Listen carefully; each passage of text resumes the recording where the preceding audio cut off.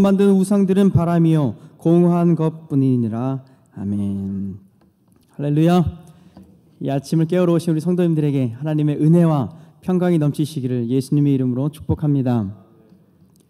우리는 어제 하나님께서 우리의 창조주이시며 통치자이시고 우상과 비교할 수 없는 분이라는 말씀을 들었습니다. 그런 하나님께서 우리를 위로하시면 그 위로는 우리의 마음에 직접 와서 닿는다라고 말씀드렸죠. 그 위로는 궁극적으로 예수 그리스도를 통해서 온다는 것을 우리는 어제 들었습니다. 오늘 2절 말씀을 보니까 하나님께서 동방에서 한 정복자를 일으키셔서 자신의 백성을 구하십니다. 바벨론 포로 생활을 하던 이스라엘 백성들이 페르시아의 왕인 고레스를 통해서 자유를 얻게 하시는 것입니다. 고레스 왕이 마치 메시아처럼 바벨론에 입성해서 이스라엘 백성에게 자유를 선포하게 됩니다. 이것은 우리를 구원하시기 위해서 우리 인간 역사에 적극적으로 들어오신 예수님을 예표하는 것입니다.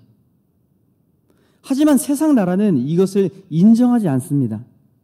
실제로 보니까 오히려 우상들을 만들면서 야, 우상이 잘 만들어졌다 라고 하면서 서로 격려합니다. 하나님께서는 이 모든 것을 심판할 것입니다. 이것은 우리의 또 다른 위로가 됩니다. 하나님께서 이 세상 나라들을 심판하는 것이 우리에게 위로가 되는 것입니다. 우리가 예수님을 믿고 섬긴다고 핍박하는 자들을 하나님께서는 가만히 두지 않으실 것입니다. 마치 우리 아이들이 어딘가에 부딪혀서 울고 있을 때 엄마가 그것을 떼치해 주지 않습니까? 그때 우리 아이들이 위로를 받지 않습니까? 그것과 마찬가지로 하나님께서 이 세상 나라를 심판하실 때가 올 것인데 그것은 우리에게 또 다른 위로가 되는 것입니다.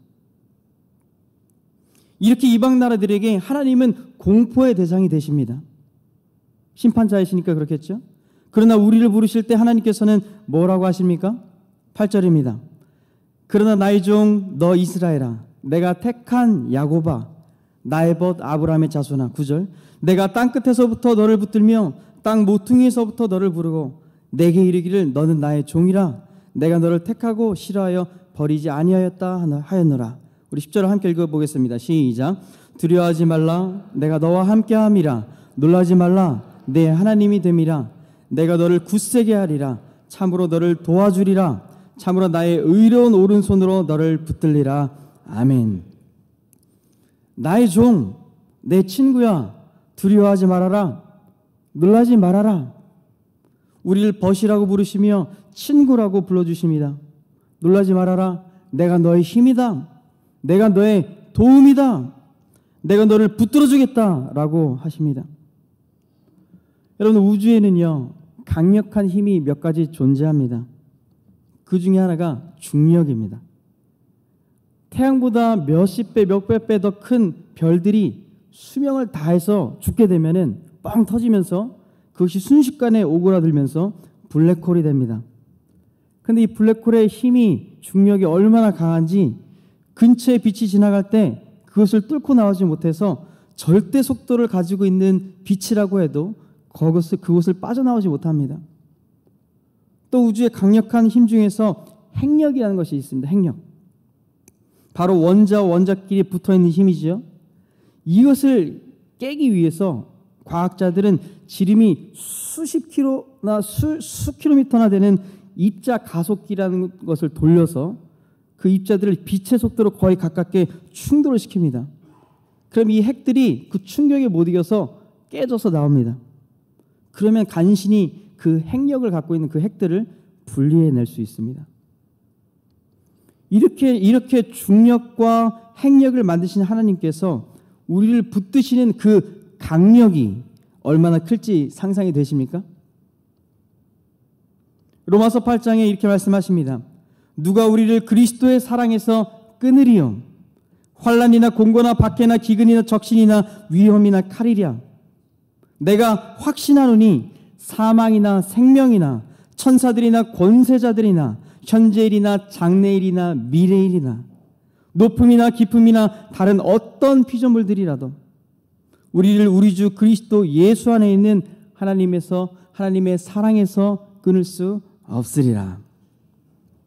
여러분, 그 누구도 그 무엇도 하나님의 사랑에서 우리를 끊을 수 없음을 믿으시기를 바랍니다. 세상은 이 진리를 모릅니다.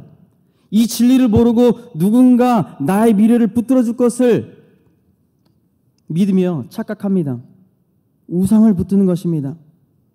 어제 우상이 무엇이라고 말씀드렸습니까? 하나님 대신에 내가 가치를 부여해서 하나님과 같이 여기는 그 무엇이라고 하지 않았습니까? 하나님께서 이 우상의 무능력을 온 천하에 드러내십니다.